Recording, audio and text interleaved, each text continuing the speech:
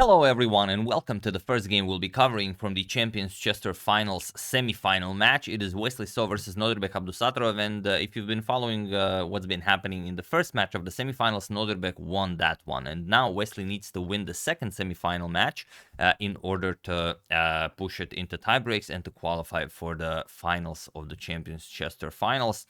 So let's check it out. This is the most requested game you guys requested yesterday. I've received numerous requests about this one, so let's see why this one is so special.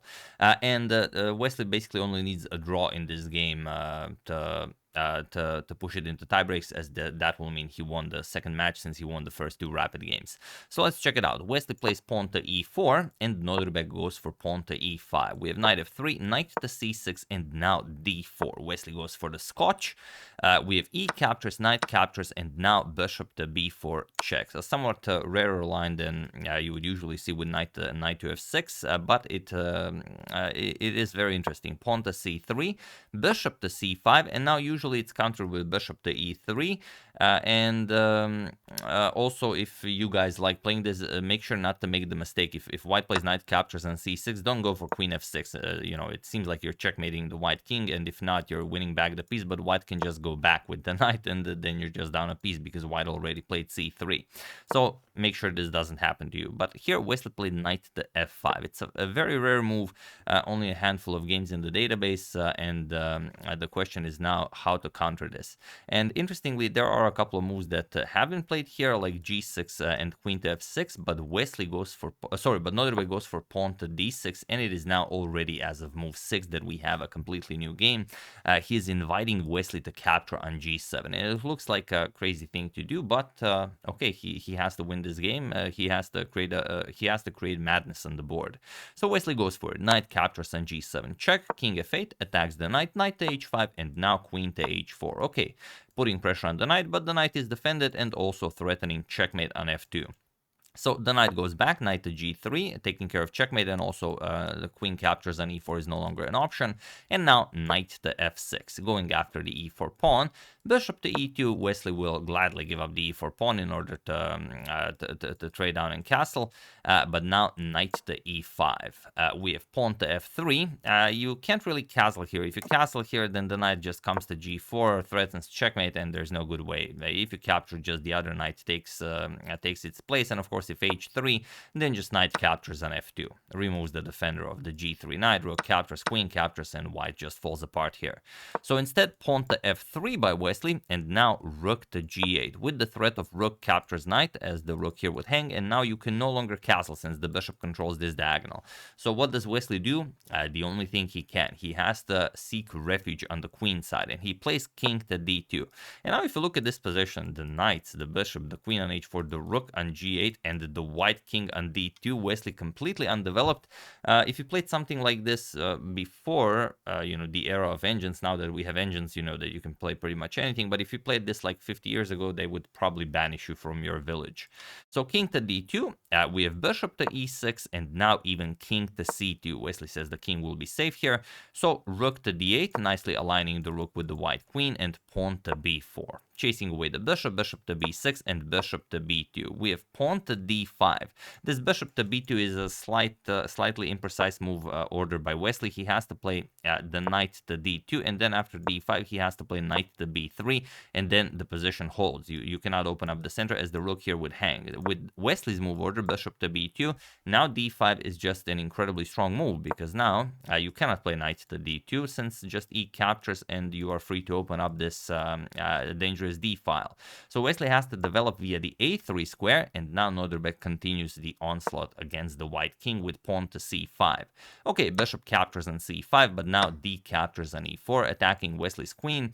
And the question is what to do here. Do you move the queen? Or do you try something else? Well, let's try moving the queen. If you play queen to e1, let's say, okay, perfectly fine move. E captures on f3. what do you play? Okay, bishop captures. Now you run into queen a4 check. What do you do with the king? It doesn't matter if king to b1 or king to c1. If you go king to c1, then the bishop just enters the game. Once knight captures an f3 check and bishop to f4 lands, it's going to be deadly. Or if you go king to b1, doesn't really help you because there's again knight captures an f3 with an attack on the queen. Let's say g captures, and now you remove the defender of the f5 square. Just rook captures, h captures, bishop to f5 check, and that's it. King to c1, and now bishop captures. There's no move you can make here. The bishop captures on a3 will just win material. If you move the knight, then queen to c2 will be checkmate. G4, some queen to f4 check will also be checkmate. So there's no move that white can make here. So that's why after d captures on e4, Wesley said, yeah, all right, I'm going to have to give up the queen. He played queen captures on d8. After d captures on e4, c captures on b6 first was played. And now rook captures on d1. We have a captures on d1, and now e captures on f3. And here, Nodirbek sort of messes up his move order. It's crucial to eliminate the b6 pawn. This is the way you have to play it. But he played e captures on f3 first, and now look at this. Rook to d4. This is the move that he missed. Now the queen will not have the a4 check. Probably he was banking on if pawn captures on a7, queen to a4 check, and you just win back the pawn. But now with rook to d4, Wesley it really is back in the game. And now after queen g5, he just plays b captures on a7 and prepares to bring another queen into the game. So queen g6 check, and now king to c1 objectively is best, but of course Wesley just wants his queen into the game as soon as possible. Knight captures on d3, and now a8 queen. This comes with check, of course, king to g7, and now queen to a5. So Wesley has his queen, but now all sorts of nasty discoveries are possible, and Nodirbek goes for the nastiest one, and that is knight to f2 with check. King to c1, and now knight captures on h1. We have g captures on f3. You don't want to allow another pass pawn into the game. So g captures, and now knight captures on g3. H captures, we have queen captures, and now pawn to c4. Interestingly, here, after all of this madness, everything got traded down. Wesley even sacrificed the queen and then got another one. The material is completely equal. Both players, the only difference is Wesley has a dark square bishop, Nodirbek has a light square bishop. And here, pawn to c4. Of course, opening up this diagonal is the way to go. King to g6, stepping off of this diagonal. And now, again, queen to c3 is best, just putting pressure on this diagonal with some nasty discoveries. But he went rook back to d1, and now queen captures on f3. While it is best, of course, this is a rapid game. You can see players are already very low on clock. Nodirbek has 2 minutes, Wesley 1 minute on the clock. We have rook to c8 now going after that c4 pawn, and now just king to b1. Again, queen to c3 is safest here, but it just looks very weird to play. King to b1, queen captures on f3, and now rook to g1 with check. We have knight to g4 and king to a1. Getting off of the light square diagonal, as Nodirbek still has the light square bishop. We have pawn to h5. Now Nodirbek starts pushing his h pawn to victory. We have queen to e5 as the knight here is pinned, and rook to g8. Also, you have to be careful about queen to g7 check, so rook to g8, and now knight to b5. Finally, Wesley gets his knight into the game. We have queen f2 going after the rook, queen to e4 with check. We have bishop to f5, and now queen to h1, guarding against capturing the rook.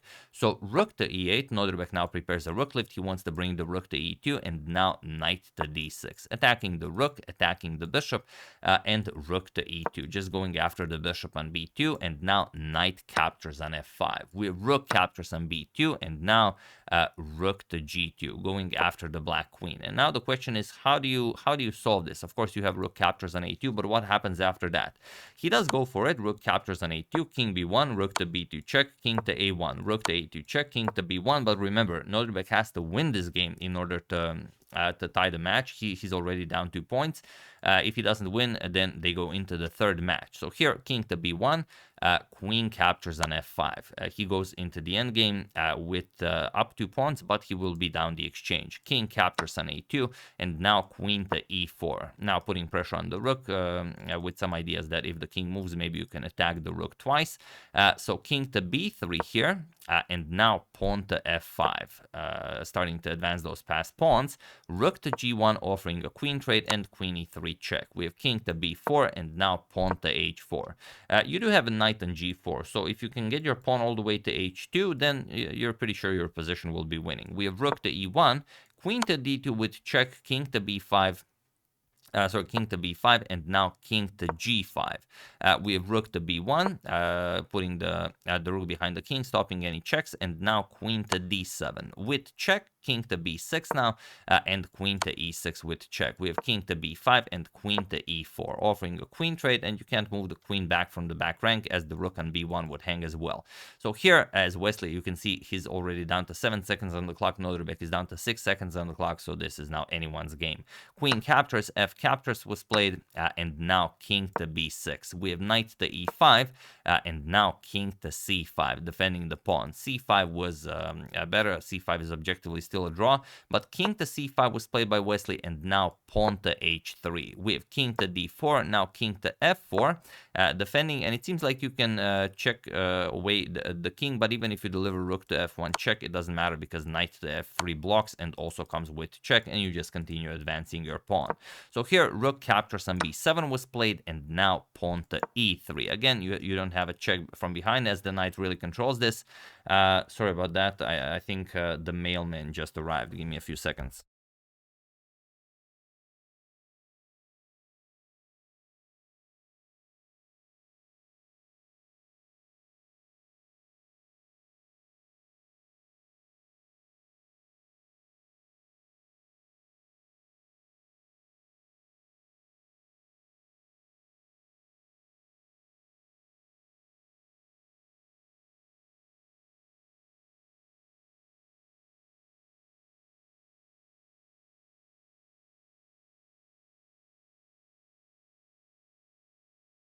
Sorry about that. It's like the mailman always knows when I'm recording. But yeah, e3 here, I mean, the position is winning regardless of whether the mailman comes or not. Rook to b1 was played, pawn to e2, and now pawn to c5. We have pawn to h2, and now king to c3. Trying to get hold of this past e2 pawn, but now king to e3, and rook to h1. And now, well, you really have no way of ever capturing this pawn. Knight to c6 and now king to c2. So now it's only a matter of how to promote your pawn. Knight to e7 was played, king to c3, and now king to knight to c6. We have king to c2 repeating a little bit, but now knight to d4 check, king to c3, and now Nodirbek does it with knight to f3, pawn to c6, and now knight to g1. And he was in this position on move 65 that Wesley so resigned the game, as there is nothing more to be done here. So yeah, really a wild one. And here we resign because there's no way to stop this. Even if you start advancing your pawn, this just comes with check. And that's pretty much it. Once the king moves, you're going to put the queen on c1 and just win that pawn. So yeah, very nicely done. A very nice queen sacrifice by Wesley, and Nodirbek could have prevented it by just playing 8 captures on b6, but this beautiful move by Wesley here just got him back into the game, and it's such an easy move to miss. Probably my favorite move of the game here after this capture was played, this rook to d4, just stopping the idea of this check winning the pawn on a7, but rook to d4 first, and then then Wesley is completely back into the game. So he bounced back, but it's Nodirbek who takes the win. In game 4, the game ended in a draw, so Wesley was able to win the second match. He went into tiebreaks, and after two games that were drawn, Wesley won the third one, and that means that Wesley is the winner of the semifinal match, and he will face the winner of the other semifinal match, that is Magnus Carlsen versus Fabiano Caruana. It's the one that we are going to check out next, and then we will have the finals. So yeah, that's the game. I hope you guys enjoyed it. Really a wild one. Thank you for suggesting it. And as usual, if you have time, do watch the entire match of them actually playing it. It's just absolutely incredible top-level chess. It will not be a wasted time. So yeah, I would like to thank Robert Aratun, Sam's Giant Tortoise Farm the night before Christmas. Good luck on the law school finals, KMV, and Benjamin Heuberger for your contribution to my channel. Thank you a lot. I really appreciate it. As usual, you can check 2 of my previous videos here. Thank you for watching, and I will see you soon, continuing to check up on your wonderful suggestions and whatever else happens in the chess world. So thank you all. I will see you soon, and have an excellent rest of your day.